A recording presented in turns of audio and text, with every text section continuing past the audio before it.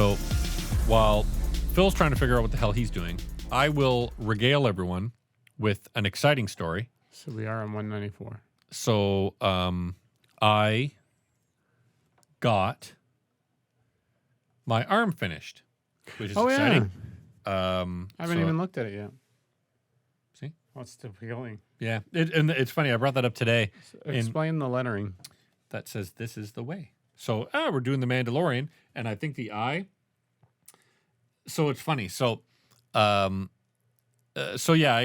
finished my arm, and we put a whole bunch of color in. Oh, I say we, like I did any part of it. But Stace put a whole bunch of color in it, and I wanted "This is the way" typed in Orbesh. And when he was putting it on, now this is the way it came over from the Orbesh translator, and you'll notice the eye is two different ways, right? And he's like, "This is what the translator says." He's like, "Do you want to leave it, or do you want me to turn it so the eyes are the same way?" I'm like, when you look at an I, a capital I or a lowercase I, they look exactly the same no matter what way you put them down. Yeah. So I'm saying, you know what, dude? I prefer the idea that an I is an I. So I asked him to keep it the way that it came over from the translator, which is maybe part of the Orbesh language. But yeah, I do like that. Today we're talking about the Mandalorian, and I have "This is the way" tattooed. Is it the same on the other side? No, the other side says "Fear, anger, hate, suffering." From? That's how you turn to a Sith. Fear leads to anger, anger leads to hate, hate leads to suffering. So when you start turning down the dark side, that's the path that you take. You're something you're scared of, according to Yoda. But when you think of it, all those words can be kind of interchanged to be in whatever order you want. So you would say Darth Revan went down that road? Or Darth Bane, who started the Darth rule of Maul. two. Darth Maul, the Emperor. Darth Boba Sidious. Fett. Darth Boba Fett, that's right. Darth Mandalorian. Imagine if he goes bad, he's Darth Grogu. That'd be terrible. Who could be scared of Darth Grogu? Well, you know he's going to go dark at some point. So some of my coworkers have very soft stomachs or very weak stomachs. So I took a picture of it close up and sent it over. And I was like, the weirdest part about color, when color is healing, is it starts to look like, depending on the color, but if it's orange, so there's a lot of orange in here, a lot of orange and yellow in here, it started looks like kind of like a rotting apple. And so I'm like, I peeled the skin off, and it looks like all the skin is like raw underneath, but it's just that's the color, right? And they were like, "Ugh," in our Zoom meeting today, which made me laugh. You're welcome. Don't get tattoos, kids. Rob's They're workplace. wrong. Welcome to Watch and Complain, episode 194, The Mandalorian, season 3, episode 5. We read a book about the Mandalorian, and this is our book club. The Pirate. Boom, boom, boom. Oh, yeah. I'm good, right? Yeah. I know how to fucking do it. Gorian Shard invades Navarro in retaliation Navarro? for... Yeah, close enough. In retaliation for Vane's expulsion. Gorian Shard, I will say that for I feel like, because he's a practical mask, but I feel like there's a little bit of CG that they've done, especially on his mouth. I don't know why, and maybe it's just because I feel like he moves really, really well, and I'm convinced that he's a practical puppet, but I feel like they're lying a little bit and they're putting some CG on him. Grief Karga contacts Carson Teva? Carson Teva? Yeah. Teva? Asking He's for... if you are from Canada, Ontario, and maybe even around Toronto, you'll be very familiar with the show Kim's Convenience, and Carson Teva is played by Mr. Kim. Or go even further to Train 48, which was on Global. What the fuck is Train 48? It was a new type of show. We probably discussed this before. No. They did daily episodes, and it would be the same group traveling in a train to work or whatever in the morning. They're doing their morning commute, and they're talking to each other about the latest that's going on in Canada. And Was Mr. Kim on Toronto. Yeah. He was, eh? Yeah, he was. But they were in character for that character. So they had like a slow arc while they were doing this show. Was it Mr. Kim on the train? Really, eh? He was one of the characters, yeah. When I watch him speak with his normal accent, it's so He talks kind of normal. foreign. Yeah. Well, he doesn't have a very strong... Normal for us. Very strong... it's not... Canadian English. But is it Filipino that he's supposed to be in Kim's Convenience? I don't know. I think it might be, he's from the Philippines, but I can't remember. But he has such a strong, I don't want to call it it's not a racist accent. It's just I believe it's a very strong Filipino accent. Isn't he playing his own race? Well, he's playing, but someone that's came to Canada. Yeah.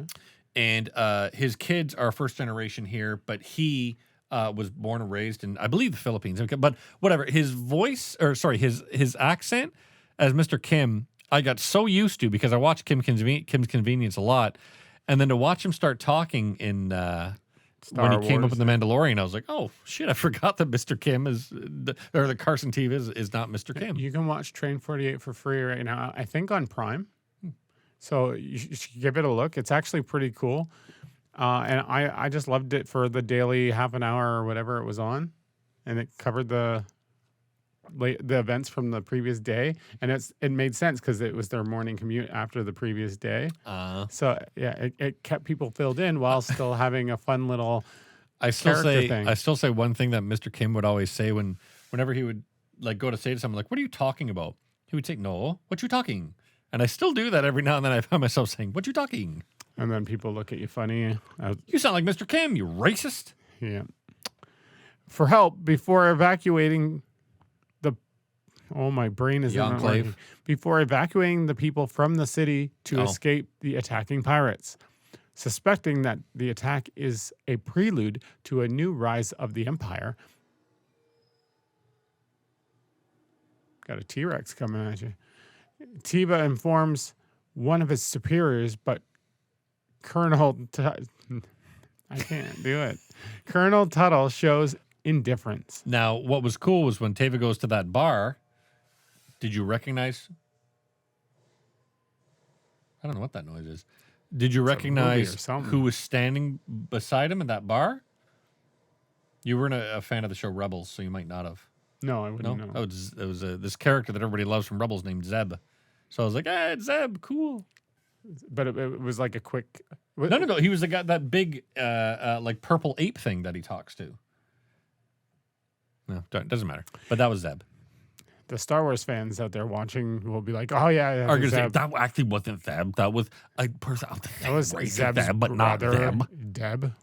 You remember that in episode 416 of Rebels? Remember that Zeb says that he had a brother that once knew Cartilla? So, congratulations to you for knowing more Star Wars. They all than look me. alike. So, so yesterday, this is what I bring to conversations now when I go to restaurants. So we went to Eastside Mario's, and we sit down at our table, and there's a family beside us that you can tell, like, it's near the end of their meal, so they're kind of out of things to talk about. And it's a whole family. Like, it was a dad, a mom, 2 daughters, and the one kid I remember, he was a son. I want to say he was about 14, right? And I sit down, and he's just kind of fucking twirling like a wrapper for a straw in his hand. And he looks right over at me and then looks at my arm and then turns to his family and goes, hey, any of you guys ever seen Star Wars? And I was like, no reference to me. Just look over my arm and like, that's a good fucking discussion point. I turned to my family. I'm like, I'm glad that I could bring that to other families. They're like, hey, what do you guys think about Star Wars? And all of them are like, we haven't watched it. We fucking hate Star Wars. We don't know what that is. But I thought it was funny that they give no relevance to me, nothing. But I knew that their conversation came from looking at my arm, but they were like, fuck that guy. Hey, yes, it's Star Wars. No look over. Oh, nice tattoo. Nothing. Just, hey, guess what? Star Wars. It made me laugh. At least they didn't go, that guy who's a dick. Or they should have said, look at this guy's stupid fucking tattoos. Hey, you guys like that stupid Star Wars shit? All I heard was a kid ask, do you like Star Wars? And then that made me laugh. And then I didn't pay attention to the rest of it because I don't want to eavesdrop on these people. But eavestrough on these people. But I wonder if anyone said to them that they fucking hated it because I wasn't listening. Maybe. Shows indifference, telling him that the New Republic doesn't have enough resources. Teva tracks down the Mandalorian covert and asks Din Djarin for help. Why don't you just say the Mandalorian? That's all we know him as. Din Djarin. It sounds like you're exercising way too many muscles. I am right now when you're saying his name. The weird thing is, after my weight loss surgery, Ugh, always bragging. Things move differently, and like I get like my throat acts differently, and my saliva acts differently. So it's like I'll get saliva in my mouth, and I'll be like just now, be battling it while I'm trying to talk. Djarin convinces the covert to come to Karga's aid, despite their prior confrontations with them. I did like that Paz Vizsla says,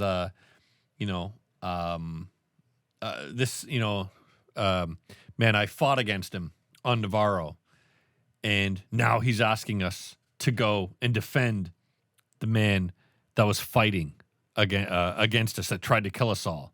And will we do it? Of course we'll do it. We're Mandalorians. And I was like, fuck yeah, man. Paz Vizsla rules. Bo-Katan assumes command of the attack force. As the Mandalorians overcome the pirates in the city below, Din and Bo-Katan engage Shard's fighters above. This episode was so tiny, but it was fun. I had a ball watching it. Realizing they are beaten, Vane flees while Shard is destroyed along with his command ship. Karga and the people of Navarro. I feel like that's like Dave Navarro or something. Karga and Except the people they're of not Dave kissing, Navarro. Anthony Kiedis in a airplane I video. don't judge. Neither do I, but I'm saying that's something that Dave Navarro did. That It sounds like you're judging. why don't you suck this? And maybe in a plane. I like sugar. What the fuck is it? I like sugar spiced with pain and something that goes here. It's my aeroplane. That's the fucking song. Aeroplane by the Red Hot Chili Peppers. It was on the album. I don't remember. That would be a good name. I think the Californication album, whatever that That album was. and I like don't remember. Your Mother would be a great name for your album. I like pleasure. I can't remember that song. It's been fucking decades since I listened to that Have song. you listened to Your Mother? Yeah, I can hear her beating at the top of the coffin. Let me out! Coffin.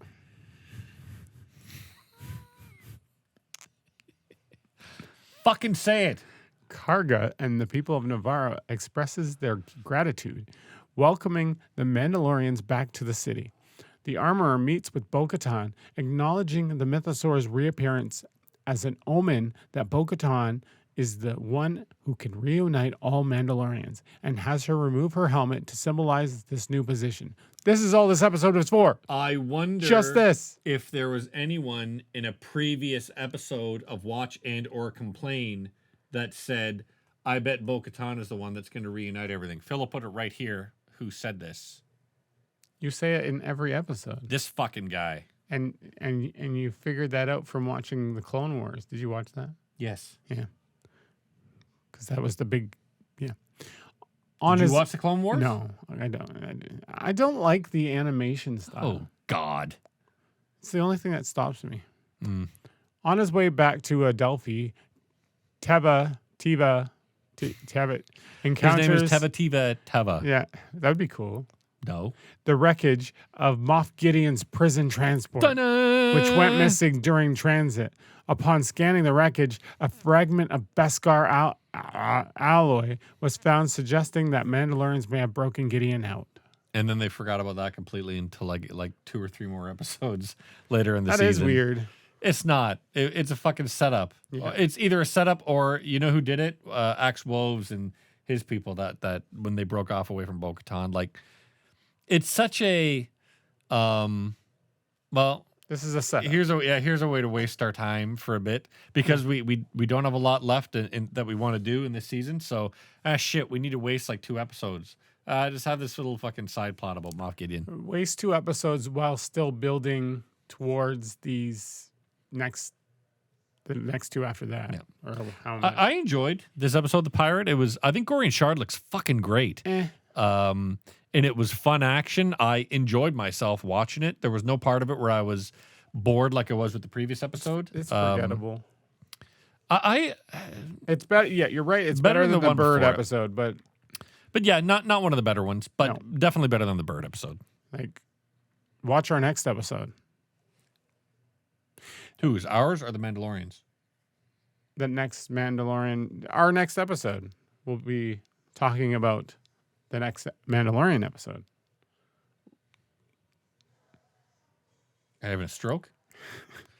So, everybody, we're very sorry you've been watching Watch and Complain. It's not worth watching. The next episode, I'm going to fall asleep during. Please follow us down the street.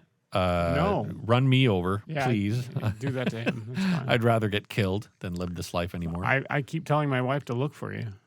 But preferably, while I'm dying, give me mouth to mouth, and then I'll like grab your tits and be like, nice, and die. My tits? Yes. Okay. I'll be like, I can't see because a car ran me over. I think this feels like a girl. And then you're like, ah, it laughs like a girl.